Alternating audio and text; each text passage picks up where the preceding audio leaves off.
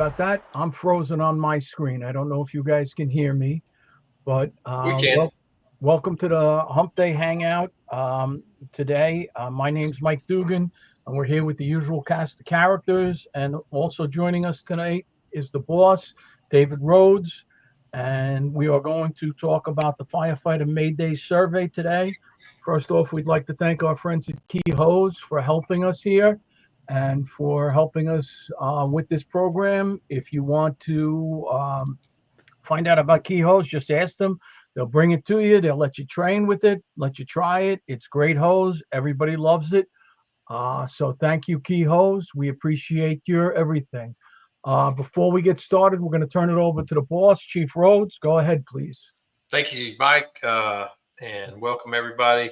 This is I always think of this particular Hump Day Hangout as sort of the think tank of the fire service, and just engaging in a lot of different topics. This will be the first run we got with Clark at the helm and Mike taking over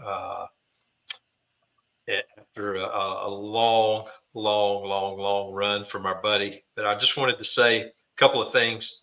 First is congratulations to Clark.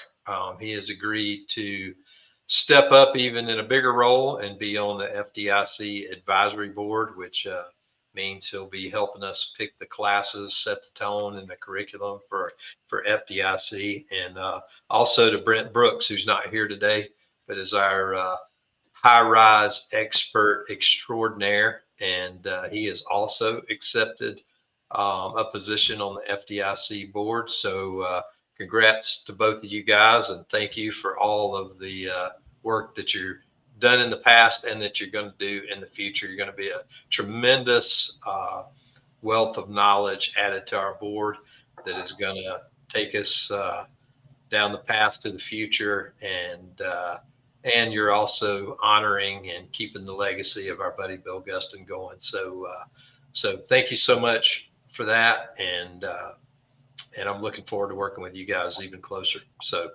take it away and let's get into some firefighter knowledge and experience.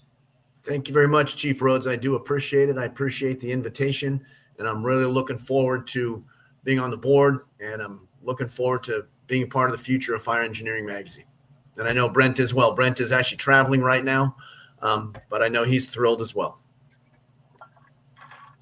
So you probably see we have a new face on the podcast right now. We've got Chief Walt Lewis from Orlando Fire Department, and I'm going to let him introduce himself, and he's going to tell us about, first of all, his exciting new adventures, and also we're going to talk about he's a member of the Firefighter Mayday survey, and we've got some data coming out of that, and we're really excited about the future of that. And so I'm going to let Chief Lewis, why don't you go ahead and take it away, brother?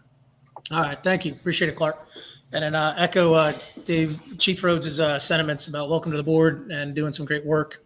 Love seeing the movement forward. So very sad to lose Captain Guston, but it's great to see other good people coming along and being in those positions.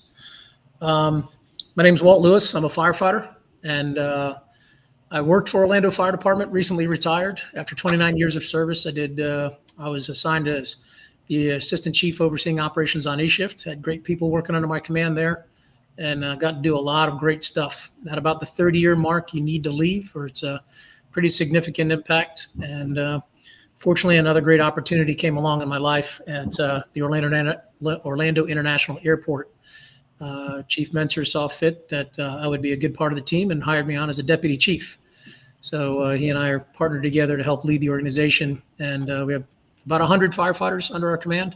They do a fantastic job of responding with our ARF and structural needs and protecting 23 square miles and almost 58 million passengers passing through the terminals of Orlando International Airport. It's a pretty busy place, but busier than some, slower than others. Pretty interesting. There's so much to learn. The guys and gals there have been very generous to me, to helping me learn what I need to know as the days have been going on, to all the procedures, the intricacies on the inside of the fence and outside. And if you want to challenge yourself as a firefighter, go hang out with some ARF firefighters and see what they got to contend with and how they got to be multitasked. It's pretty impressive. So Perfect. Daryl Liggins, how are you today, brother? Good morning from also retired from an OFD. How I are the remember brothers? I How are remember the the brothers first. in Oakland holding up without you? I heard they just shut the doors and closed up shop. There's nothing left to do without Daryl Liggins on the Oakland Fire Department. I got a call from a friend this morning. He was pretty red-eyed. He said it was quite an Oakland night last night for him. So I guess they're still uh, still pretty busy out there.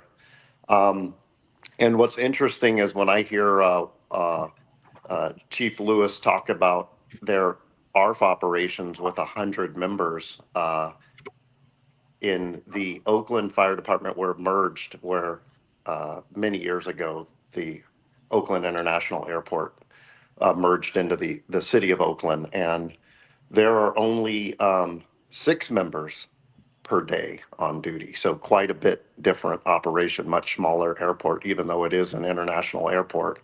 And all the structural firefighters have to learn a certain level of ARF operations within the city, because the city heavily leans on, or the airport operations heavily lean on structural firefighters responding. I think there's 7 engines, a truck, and a couple chiefs responding on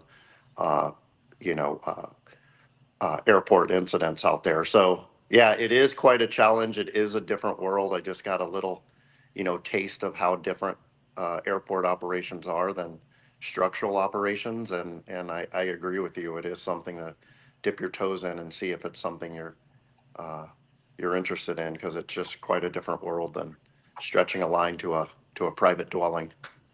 Yeah. Now, Chief Lewis, so you're not part of the Orlando Fire Department anymore. Do I you have a retiree card. Yes, sir. retire? Yes, but I mean, airport is not part of the Orlando Fire Department, which is, I think that's kind of unique in the United States, isn't it? Yes and no. So like Cap is saying, so Port Authority handles the major airports up in New York. We have our own. Like Daryl's saying, there's so many intricacies to it. It requires its own special training and capabilities that it's tough to be able to cover on both sides. So it's pretty intricate. So back in 1977, the airport decided to start its own fire department using what members from Orlando Fire Department remained, and then built onto its fire department since then. And an Orlando Fire Department and Orange County Fire Rescue supplement our response when we have an emergency, an Alert 2, which is an impound aircraft with an impending problem. And our forces stage, the support stays outside the fence. And if we need them, we'll bring them in and support our operations. But I don't want to make this too much of an ARF operation. We could do that in another hangout. So Perfect. I will tell you this, Chief, in a segue to Firefighter Mayday survey, is one of the close calls we had in my career just a few years back. And we didn't have the survey, so it's harder to find this type of information because it's a close call and didn't result in a fatality. But during a response, an ARF rig rolled over, and a member was put into critical condition in that accident, thrown from the driver's seat, I believe, and had a severe head injury. He never returned back to work. He's lucky to be alive, and still sustains some serious issues from that. And it is great that we're going to have a survey where, close calls, where we're fortunate to still have the people survive these events, can share information on what got them in trouble or had a close call. So exactly. Yep. So that was the whole precipice behind it. So our interest is to always move forward and share the data, to build it up, share the data, and help us develop better procedures, equipment, staffing, understanding, all the aspects of it. So this way we can build towards the future. But I'm going to drop back just a little bit, if you don't mind. So RIT has been one of those things we've been doing for several decades now. It really took a forefront conversation. Hazmat was a big one back in the 80s. And then into the 90s, we realized, again, the need for RIT, protecting our own, taking care of our own. So there's some programs that came about. Chief Rick Lasky came out with Saving Our Own, and Chief John Salka came out with Firefighter, with Get Out Alive, and both had their cadres of personnel. Cap, you were part of the original group teaching with the Get Out Alive, right? Yes, I was. Yep. Yeah, some of some really good people involved. Who were some of the folks you remember? Let's see. It was Denny McDonough, Marty Monahan. It was Billy McGinn. It was oh, come on, Joey DiBernardo. Let's see, who else? Ricky Tanangretta. I mean, I could go on and on and on. Dave Russell taught with us for a while.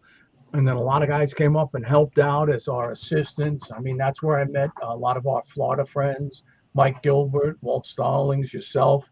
We're helping with the Get Out Alive to learn. Billy Craddock came in and helped out. I mean, there were a ton of guys who came in and just wanted to learn so they could bring it back to their department. And that's how they did it. They came in and they were assistants at FDIC. And then Rick had his own crew, and they were a lot of Chicago guys, Scott Thompson, all of the guys from up in Chicago. It's just great. It was a great group of people. Absolutely. I mean, so exactly that, taking a couple of young guys from Florida that wanted to learn under your wing and allowing us to be in the shadows and learn so that we could take it back to our agencies was tremendous. And that helped spawn our fire for the fire service, our passion, and always owe you a debt of gratitude and thanks for that.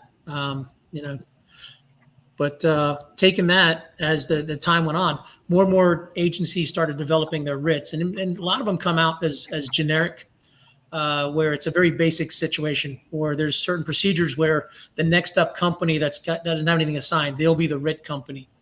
And sometimes that's functional. Sometimes that's what an agency has to do. I do like what we did in Orlando for a number of years when we instituted, where we put our heavy rescue in service. That was their focus, was to be firefighter rescue. Much like Rescue One out of New York, they came about as a result of firefighter injuries and tragedies, that somebody needs to be there for when our brothers and sisters get in trouble. And these will be the ones that do the extra training, extra tools, extra equipment to help make it happen. And I like that philosophy. As a chief officer, I really want somebody there that has the dedication and capability and a lot of training to get that job done. So that if they have to go in, they've faced fire, they know what they're going to get into, and they know the procedures, they practiced it well.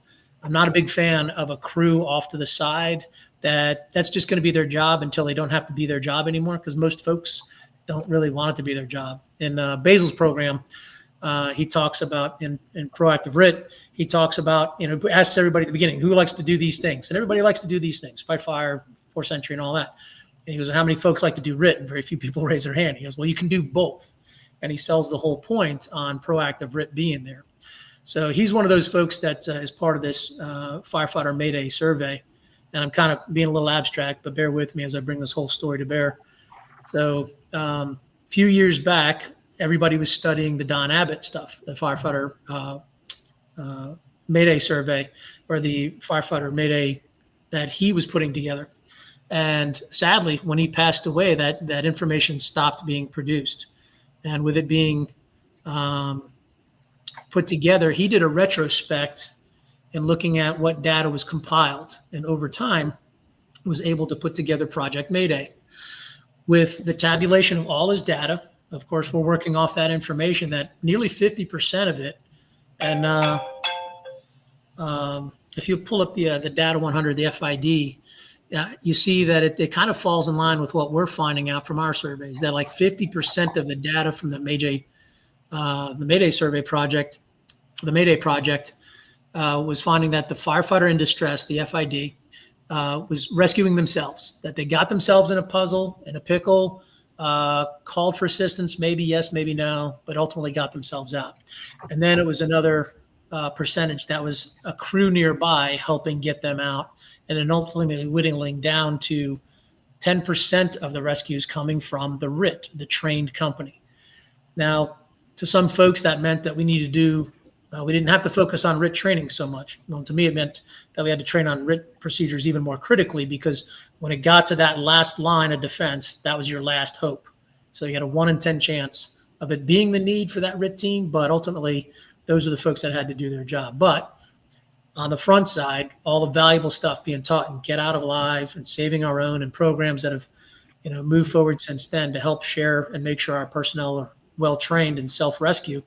They definitely identified the ability to avoid the need first, but then if they got in trouble, that they can identify and get themselves out of trouble. Definitely valuable. So here we go to the time where we lose Don Abbott. We don't have that accumulation of data, that retrospect anywhere. And many of us on the board reached out individually to the phone number and contact information that's on the website, looking to see if we can get a hold of the data, if we could put it together and help build it going forward. And I can only imagine how many phone calls, emails, texts that they got, not knowing really who anybody was trying to get that stuff. So they were very exclusive to it. They held on to it. They gave it the brevity it deserves, and kept it as historic data and instead of being forward data. So through conversation, a couple of us started spitballing the ideas, and we came to the conclusion that we should just put something together. And if anything's going to happen, it's because of people, time, and money. And those are always kind of an exclusive thing. And many of us that love this fire service are always into something or many somethings. Pretty much we could have signed on everybody in this room, pretty much everybody watching this Humpday Hangout, everybody that goes to FDIC. We could have solicited everybody to be on this board, but we ended up just narrowing it down to a small group of people just to get the website going so that the data could start being tabulated. We didn't want to exclude anybody. We weren't being purposeful, and we certainly aren't doing this for ego. We do want this data to be shared to everybody. So anybody who wants to use this as a source for helping promote their educational piece that promotes firefighter safety, that's what it's all there for. And as time goes on, it'll be more and more in depth. But we hit the 100 mark about a month ago, right about a month ago, and we opened it on January 1st. Truly, we had a soft opening prior to that. But January 1st, we launched it, started tabulating data, and amassed what we have for the FID data. So if we could pull that up again one more time, the FID 100. So here we see some of the data being shared that 38% of the time it's the firefighter in distress rescuing themselves, or their crew at 26% of the time rescuing them. And then 15% of the time it's another crew nearby that is rescuing the firefighter. And then 11% of the time it's the RIT.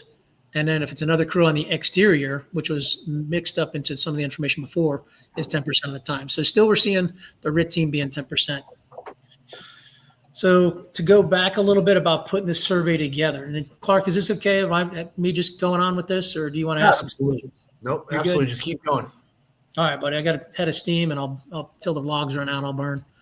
So with putting this together, again, none of us were doing this for personal accolades, but I do want to acknowledge the folks on the board. So Basil Ibrahim, he and I worked together at Orlando Fire Department along with Chief Ed Griffin. He's retired now. Seems to be a theme. But Chief Griffin's out in Louisiana. He works for the emergency management for Department of Energy now. So quite a departure, but still very passionate about the fire service. And Basil's still very active on Tower 1 in downtown Orlando. So very active and passionate in the RIT programs. And then we also looked at one of the historical figures known in RIT is Jimmy Crawford. So currently working for Midway Fire Department Assistant Chief. Somebody I looked up to certainly early part of my career. I can call a friend and very thankful to work with. His involvement with the Bryceland Street fire from Pittsburgh, really identifying some of the crucial elements of a RIT and a Mayday that need to be shared for accurate information and a potential effective rescue.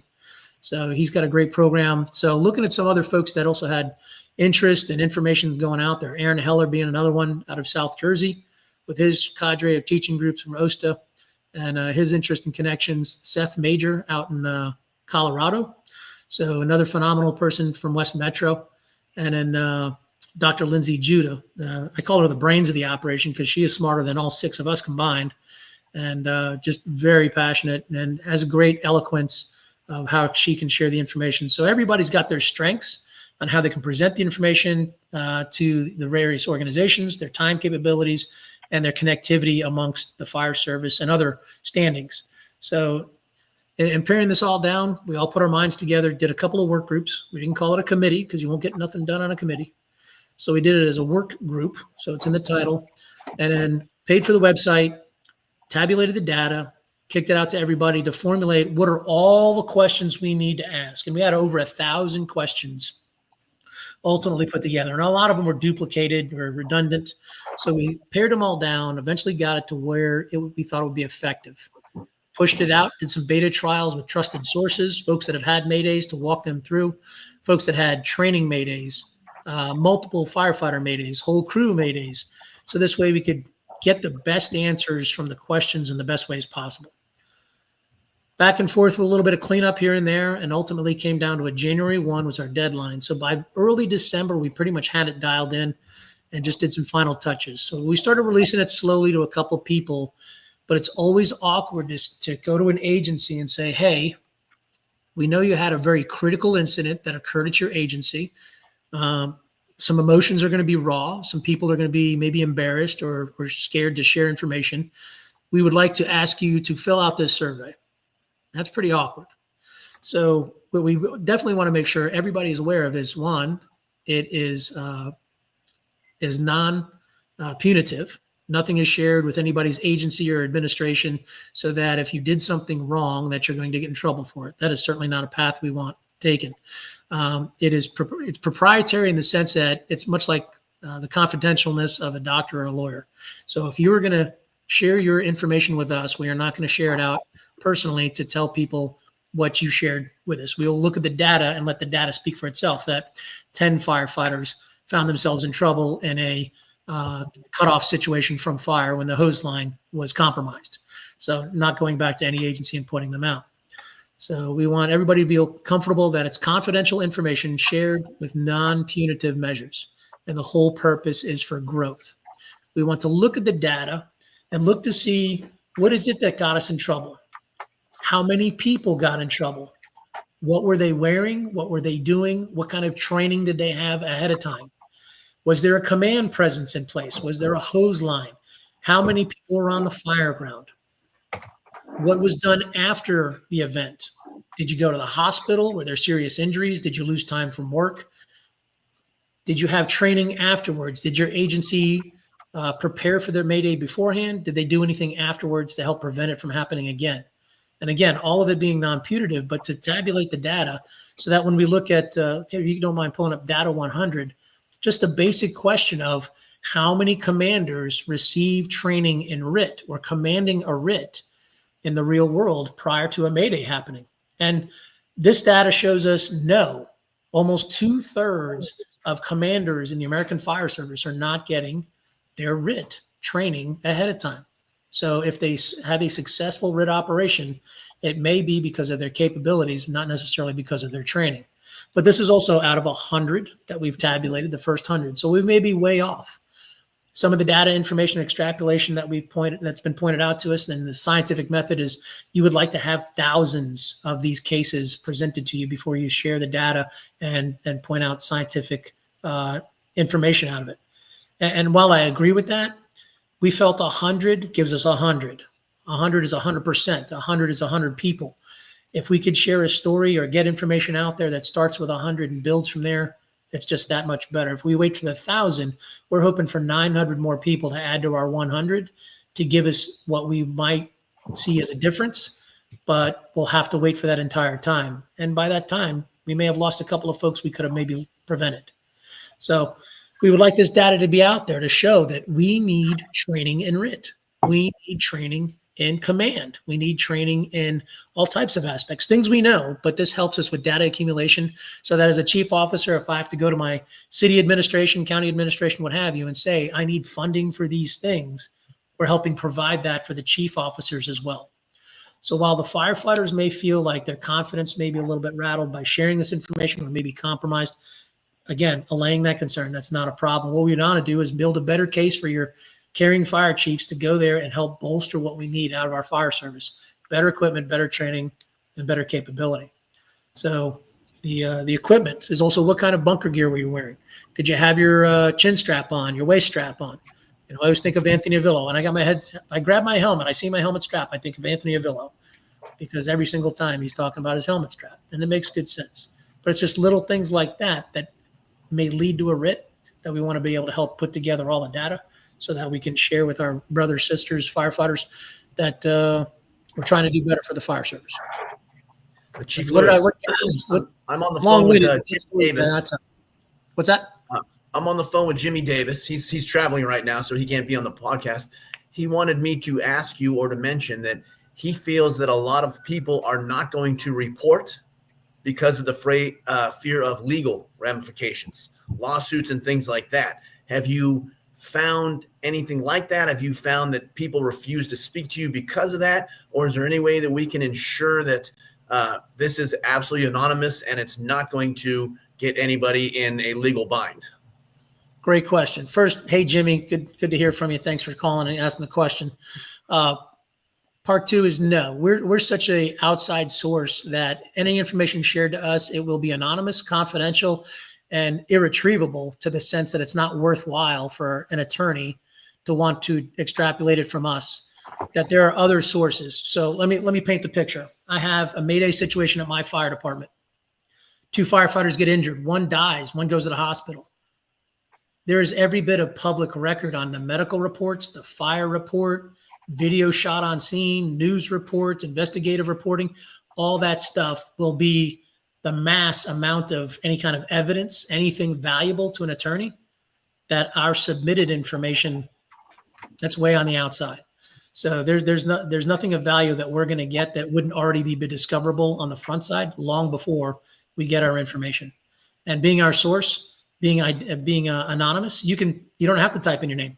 You can be John Doe when you submit your information, put it in and submit it.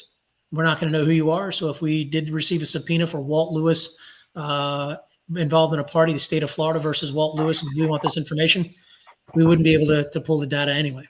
So the opportunity is there to make sure that we have those protections. And that is the whole point, is just to make sure people are protected, give us good information to help us build for the future.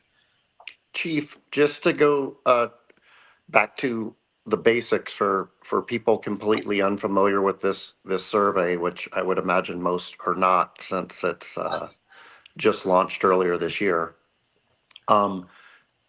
Is this, first of all, can you provide what the website is, and how much is it department self-reporting versus you reaching out? Or is it a combination of both, where departments will submit information and then it'll be followed up with the rescue survey for a deeper investigation? So there'll be some instances where we would like to get more information, but there's an opportunity there for somebody, Mark. I'm submitting my information, and if I wanted to have it so that I can be contacted, I can make that known. So this way I can share a better story than what the survey can provide, and we can get better information for the various reasons why it offers. Department specific, where we prefer to get it from the individual so that they can share answer some of the questions that only they can answer. But we'll take the department information. We have solicited, we have sent it out to various individuals that have been involved in Maydays, but nobody that we haven't known. It's only been to the folks, and because it's so new, we just want to make you aware. Hey, we have this process, we have this tabulation set up. If you care to submit, we would like to eventually get your information. If you don't want to do it now, that's fine. Here's the business card, take it for later. And if you can do it later, awesome. We'd like to be able to put it to use. But certainly we understand that feelings are raw, the emotions are raw. Certainly when you have a firefighter injured or killed, God forbid, that is the worst time to try and contact people and ask them for information. A lot of that stuff is going to come through our own networks. We're going to talk to each other and share and get some data and details. But for an official sense, we're just fine with waiting 6 months, a year to get some of that information later. But we're welcome to take any of the information going way back to the 80s, to the 90s, for fires that have happened where Maydays have occurred, to help us build out that information. Some of the questions may not be relevant. Did you have a full set of turnout gear on in the 70s? Probably not. Probably had a 3/4 coat, 3/4 boots and long coat. So Some of the factors may not, and that's where NA can apply. But any information that you could submit. Now, we also don't want fraudulent information. So we do qualify the information as it goes. We do watch and look for somebody that puts in extremes, and then we'll question it. And if it stands out significantly, it's pretty obvious, we may set that to the side till it can be qualified to make sure that it doesn't muddy the waters. There'll always be an outage of data in any kind of scientific process, but the majority of it, we have been very fortunate to get good data submitted, good information, and there has been nothing punitive as of yet, and we don't ever plan to have it that way. So I think you answered kind of one of my questions. So if an agency has a story that they feel is significant that they want to submit that data on, and it was a Mayday 2 or 3 years ago, they can still go on and submit that information. Absolutely. We just started the survey January 1st. We're not hoping to get anything from January 1st forward.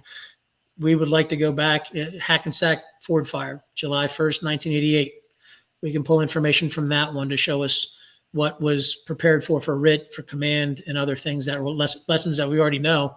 But things since then and moving forward, we would like to be able to put that data in the survey so that we could see what is effective and what's not. I think that's great. And I think bringing up Hackensack Ford, we'll talk about that in a minute because I think it's very important. But first, we want to thank our friends at Key Hose again. Key Hose with the Combat Ready, the True ID. Key Hose is just great for helping us put this on, and we're still doing it in Bill's memory. So we thank you for our brothers and sisters at Key Hose, and we appreciate their support. And you were talking a little bit about Hackensack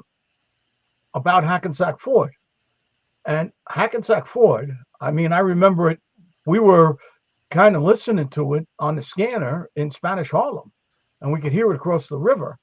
And I mean, the some of the things that were so blatant there. I mean, when the roof came down, it was a 60-ton truss roof. The truss roof came down. They had gone up and used it for storage and put stuff on the bottom cords of the truss, put plywood, and stored all of the auto parts up there, a ton of weight. And the 3 firemen were killed immediately, and then the 2 survived. Lieutenant Reagan and Firefighter Innes got into the tool room, and they were in there communicating for, I think the term was 17 minutes. I could be wrong. It could be 12 minutes, but they were in there for an eternity. We're trapped. And the radios, we had problems with the radios and everything else. But here's the one thing I like to talk about when I talk about this. If you look at the Hackensack Ford fire, if you go back and look a little earlier, truss roof collapse. The Waldbaum Supermarket in New York City in '78 killed 6 members of the New York City Fire Department.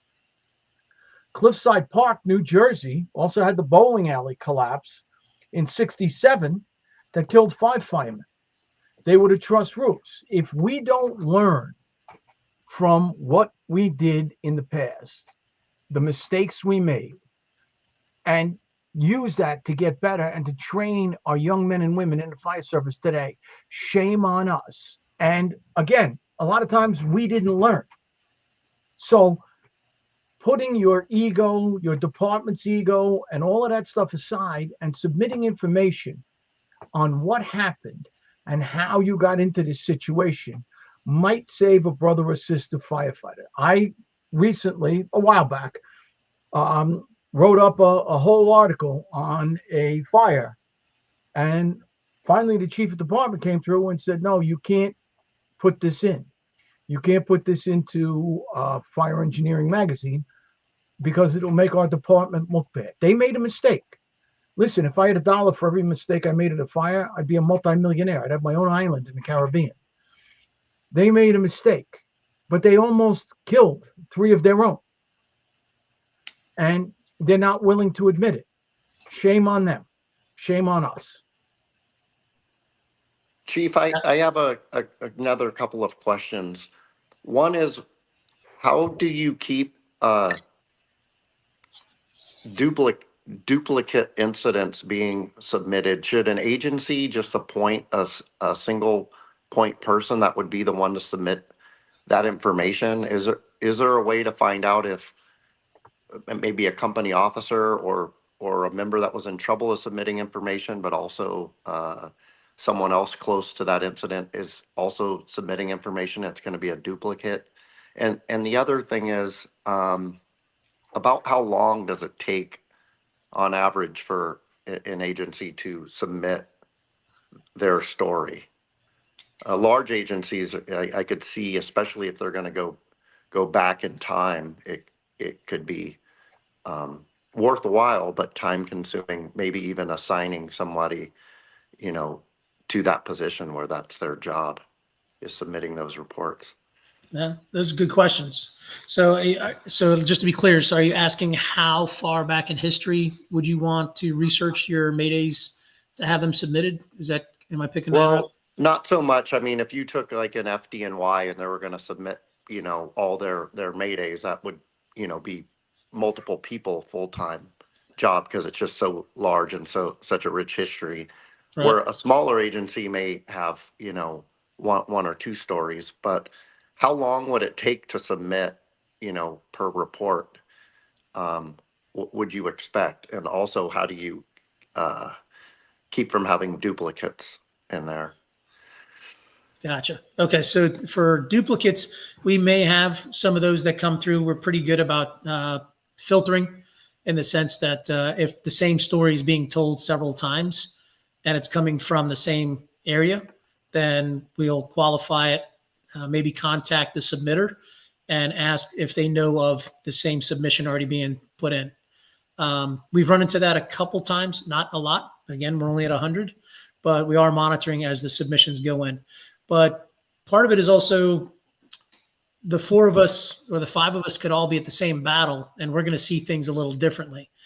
There are some things that we can offer in the information submitted that will have an impact, that will have a value, but some of the same stuff over and over again, it's what size of our department, what kind of gear do we have, what kind of training do we have ahead of time. Some of that may skew some of the data. So that's the plus and minus that we may have in our formulation. But we're working on trying to prevent the duplication as we grow it.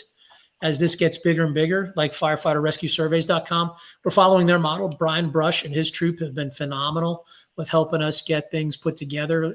They've helped us avoid quite a few pitfalls and help us with a building plan as to when we get bigger, how we will be able to filter things better and even have a staff that monitors this on a very frequent basis. Because right now it's the 7 of us that are looking at this, and from their model, I wouldn't say we're cheating, but we're not reinventing the wheel, using a great playbook that they put together to help us make sure that as time goes on, that we don't have infiltration of raw and bad data that just waters it down to a valueless survey. So there's a process that'll be in the future. And then as far as how long, it should only take about 5, most to 10 minutes to submit the survey. Okay. It really depends on how fast you can type and how many fingers you use when you type.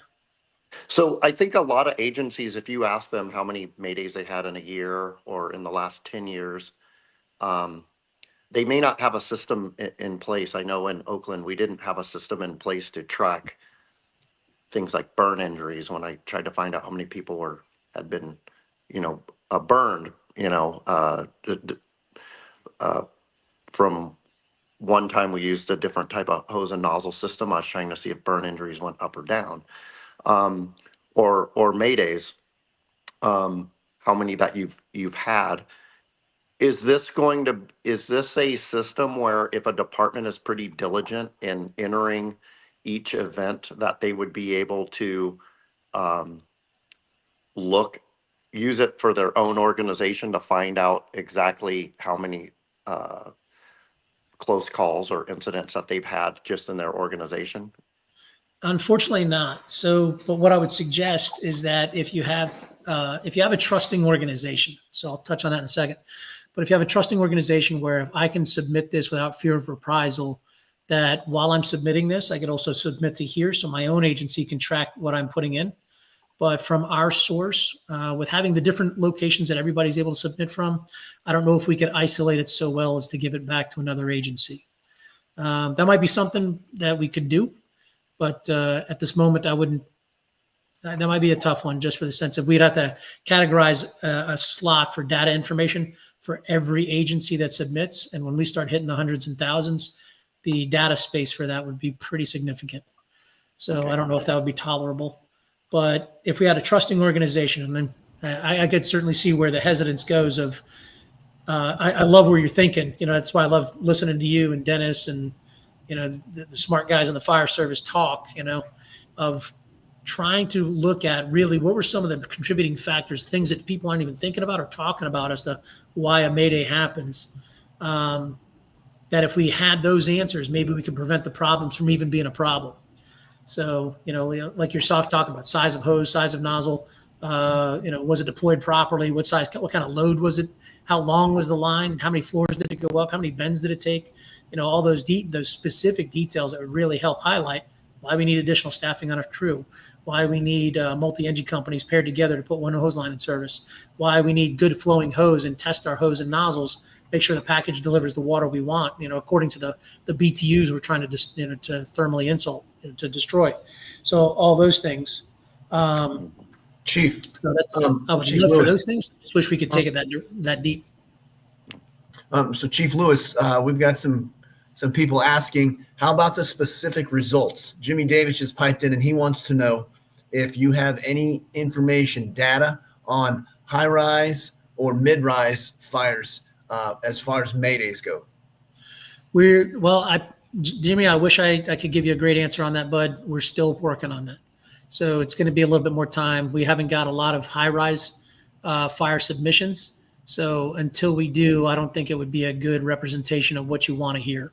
So 5 or 6 doesn't really make for a good survey. I don't know what those numbers are exactly, and I don't want to lie. So I'd have to say I don't know. I'd have to give that answer back to you some other time. And I think Okay, very but, honestly, but now that we know that we can submit past incidents. So I know Jimmy's had several high-rise incidents in Chicago, I'm sure New York, and so I'm sure we can go back now and start resubmitting these and then add that to the data. So Yep. yeah, and I think the thing is, the agencies have to be willing to put this data in and put it out there. And, I remember we had that really bad stretch in the FDNY when we lost a bunch of firemen in 1 year. I think we lost 11 guys in 1 year. And, excuse me. And we ended up going back to basics. We ended up starting the Back to Basics program at the FDNY and teaching all of the engine and the truck skills and what we got to do. And again, you have to be willing to say, this isn't good. We've got to fix this. And that becomes on leadership. And in a lot of our bigger departments, it also becomes on the union to get involved and want to protect the membership and want to go out there and get this done and get this information out to the brothers and sisters so we can get them better prepared to do this job. I agree. So I think one of the most valuable things we could do as an organization is be transparent, with our people, with the people we serve. So this way we are honest and realizing that sometimes what we're doing is not the best. And sometimes that's how we make our change. And unfortunately, some of the folks are in key positions that don't see it that same way. So they're hesitant to want to advertise any mistakes that we make. So that's where we wanted to make this source capable of being anonymous. So you can submit your information. The data can speak for itself, because plenty of agencies will have leadership that will not say that we don't have enough staffing on our apparatus, that the hose is old, is fine, it's not too old, that, in Jimmy's case, a lot of Chicago fire trucks are very aged, right? So there's all kinds of reasons why there's challenges in our agencies. We wish we could run them the way they deserve to be run, but it's an eternal battle to get them to improve. And then Daryl in Oakland has got a different challenge than I do in Orlando, that Chief Cap you got in New York, and Clark in Vegas. Everybody needs money, but the government agency that oversees it has to feed all the kids in the house, and they can only feed you so much. Well, our priorities are different from other priorities, but those battles go back and forth. And when there's a finite amount, it makes it challenging. The intent is to hopefully make this data so valuable that you can't argue it. So, and then it's universal. That is valuable in Oakland and Vegas and New York and Orlando, to everybody the same. That, listen, I don't have to be in Oakland to suffer 10 tragedies and 10 Maydays to show in Orlando that we need these things. So it should work in Midway, South Carolina, should work in Midway, Oklahoma, should work in upstate New York. So this way, that's the hope, is that enough of this will tabulate. And that's where we need the brothers and sisters. So if you don't mind sharing that QR code to submit, that page there is looking at it. That's a QR code. You can click on that with your camera. You can go to the website, firefightermaydaysurvey.com, and submit the information there. And that's our mantra right there: to compile, analyze, and share data obtained objectively from real firefighter maydays and near misses with the goal of improving firefighter safety, training, and fireground tactics. It's not ego-driven. We're not making money on this. We're all chipping in money to run the website. We're not commercializing this. Thank you to the vendors that have offered to sponsor this. There are plenty of them that are awesome. Honestly, we just don't want to offend one over the other by taking money from one and putting their name on things. So right now, where it's tolerable, we can all afford it ourselves. And we're not doing that because we want the accolades. We want it because we want to share the information well. And it's just some little way we can contribute to the fire service. But if you don't mind, please, if we could share this out in our networks to get the information out there, submit the survey. Clark and guys, thank you so much for having me on the Humpday Hangout to share this. We're not done yet, but I appreciate the opportunity to talk about it. And then go to the QR code if you got a Mayday or a near miss in your agency, share it so we can make things better. And this is not just limited to Maydays per se, is it? Or it could be close calls during training incidents or other activities, a trench incident or Yes. Something at another type of call, correct? Yep. Yeah. Training also, so you got your different categories because we can't just do just the fire ground and just fires. So we wanted to encompass everything that'd be valuable data. If we're going to ask the questions, let's ask the right questions about all the opportunities that we can tabulate it on and then share it to everything that'd be valuable for. And yeah, I know many years ago, our agency changed schedules and went to a 48-96 schedule from a 24-48. And I know that was a topic that had come up, is at how long of a firefighter working do we find people getting in more trouble? Are they getting in more trouble if they've been working 3 days in a row or 4 days in a row, 2 days in a row? And that type of information would be very interesting if there's not just a side of fire tactics and what's going on the fire ground, but also just a mental breakdown of working very long hours. And if that's something that we can use to kind of protect our how many working hours firefighters should be working or how much rest they should have before returning to duty, we might be able to draw some other conclusions.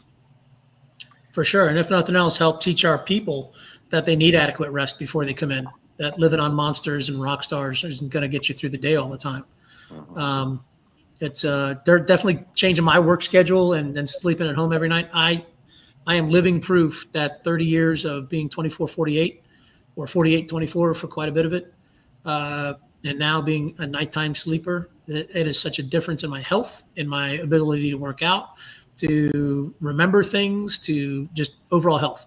So, I'll be happy to be a test case of it. But in the data, we do have those questions. In the survey, we have those questions of, what hour in your shift were you on the backside of a 48? So this way it helps identify was sleep or the lack of an factor in some of the decisions or the outcomes. And also, were some of the other folks, was your commander or some of the other folks that may have been integral in the operation. So it doesn't always take you to get yourself in trouble. Sometimes it's, somebody else. So we want to identify where those problems could have come from. And Walt, I just want to make sure that everybody understands this. This is not just because we're talking about shifts and 96 and 48s and all that, but this is also for volunteer firefighters. Yes. This is also for anybody who's crawling down a hallway, whether you're a paid on call, whether you're a career, whether you're a volunteer.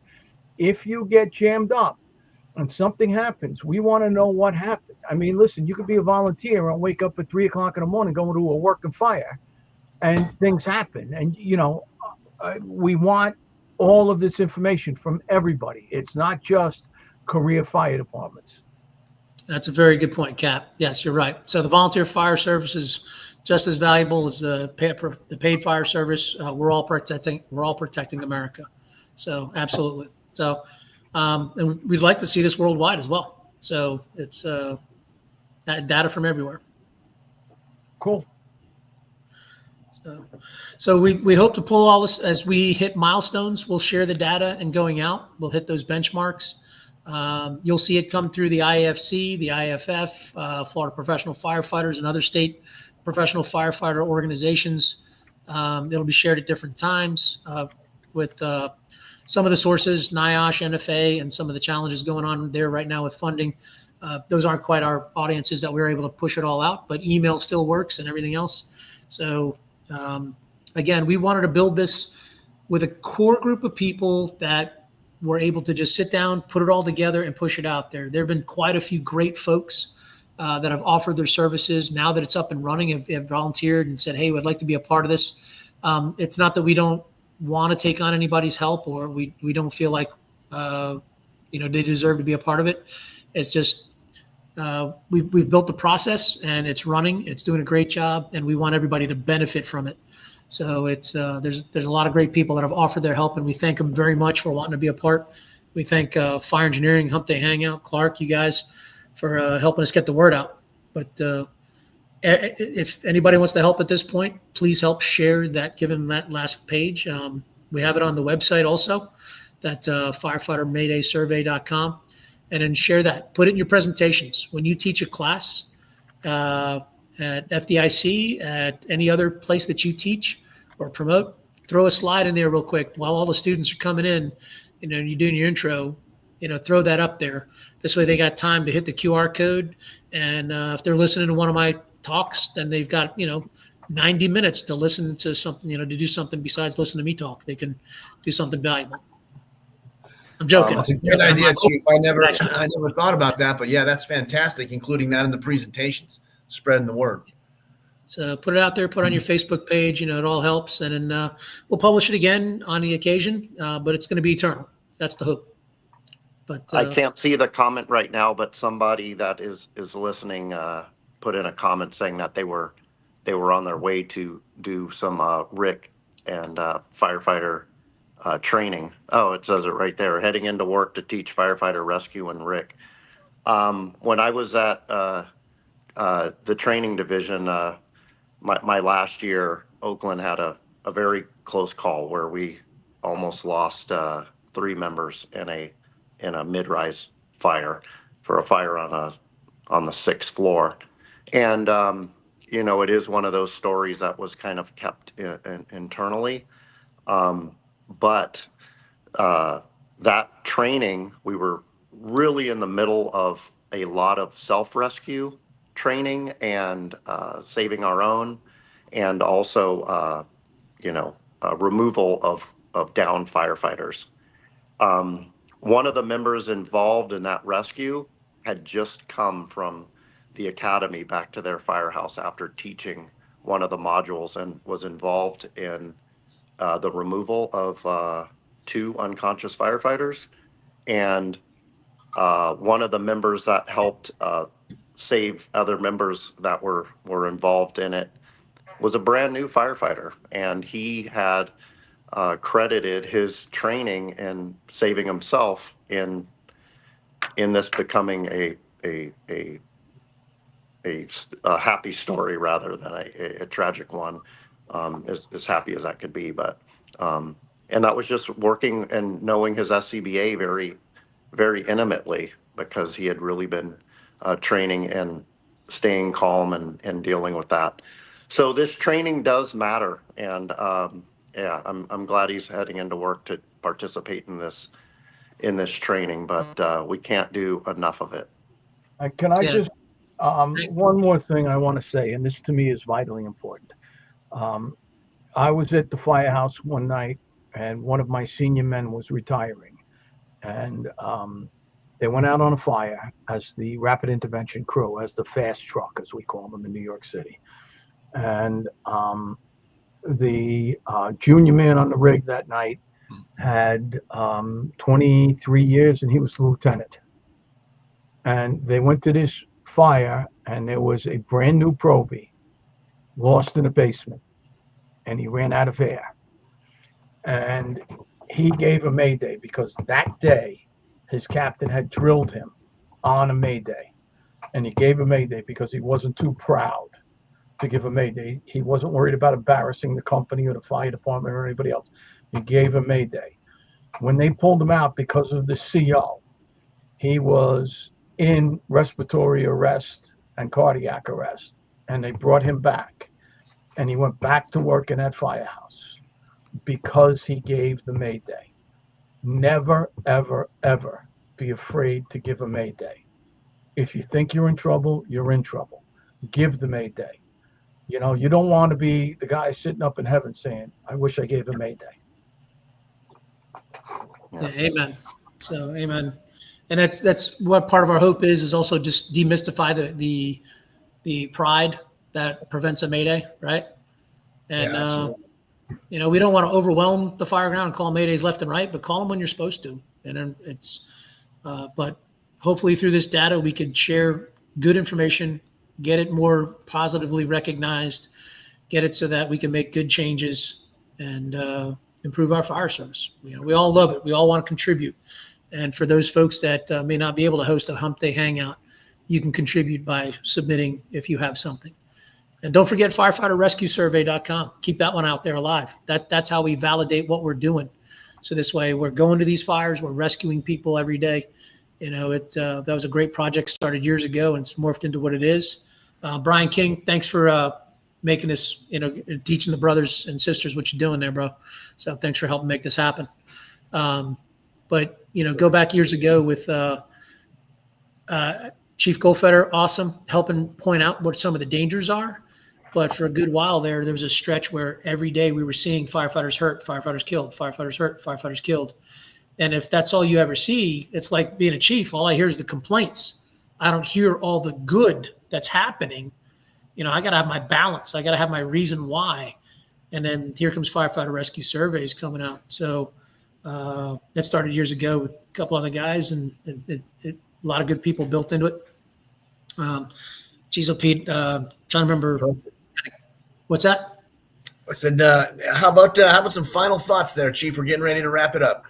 All right, I'll wrap it up. Sorry, I'm getting off on a tangent there. But the Firefighter Rescue Survey is built out of great reason, right? And then we started identifying the 1,000 fires we're going to today. We're saving a lot of people. And yes, we are getting hurt. Give it the respect it deserves for the danger it provides, but also understand the value of our job and what we're doing. So take that, move forward. If you have a mayday, have a circumstance, have a near miss, feel free to share it. Firefightermaydaysurvey.com. Hit the QR code, share it in your comments, and put it in your presentations. Help us get the word out. Help us build the data stream. But don't forget Project Mayday, everything that Don Abbott put together. So he's got a lot of great information. That's the historical. This is the other piece. It's going to be moving forward. So use it all together to help build what you need to for improving our fire service. Hey, Walt, just a quick question for all of our instructors and people who are hopefully watching this. Is this slide available for download on the website? If it's not, we'll make it available. We'll get it out to Clark and out to fire engineering so that it can be submitted. Okay. Thank you. Darryl Liggins, Absolutely. any final thoughts, brother? Yeah, one thing is don't forget to involve your dispatchers in your RIC training. The way these fires are dispatched sometimes led to some of the communication issues that was part of the snowball. They need to understand exactly the information that we need to receive upon dispatch, the updates, even if there's just multiple calls coming in at a mid-rise or something, that we need all the information we can get. And also that sometimes people are on the wrong channel when they're trying to call a mayday, and other things that may involve dispatch in. I know even some organizations on greater alarms even have a member of dispatch at the command post of some of these more difficult events. But yeah, keep other shareholders, I guess you could say, involved in that incident. Part of that RIT operation training. Thank you, Okay, Daryl. I have one thing I was asked to share with everyone, all of our places. FDIC call for papers is open. It's found at fdic.com. The deadline for submission is June 16th. If you want to teach at the show, you want to teach at the big show, you want to play in the major leagues, now is your chance. You have to submit by June 16th. The call for papers is open, fdic.com. Thank you. Go ahead, Clark. All right. Chief Lewis, I would like to thank you not only for joining us today and providing us with this valuable information, but as a member of the American Fire Service, I would like to thank you from the bottom of my heart for all of the time and effort and money that you're contributing in this, all to save firefighters' lives and make this a better, safer place to work. It is extremely admirable of you, and we absolutely positively appreciate all of the work you're doing and your crew is doing. Thank you very much. Thank you. I appreciate that. Let me really, I got to acknowledge the other crew folks since you're identifying me. But Basil Ibrahim, Jimmy Crawford, Ed Griffin, Lindsey Judah, Aaron Heller, Seth Major. It's all a great group. So thank you. That roster reads like a Super Bowl team, brother. And in closing, I just want to say, may God bless us and keep us all safe in our most admirable profession. From Bill Augustin. And thank you, Key Hose. And thank you for Key Hose.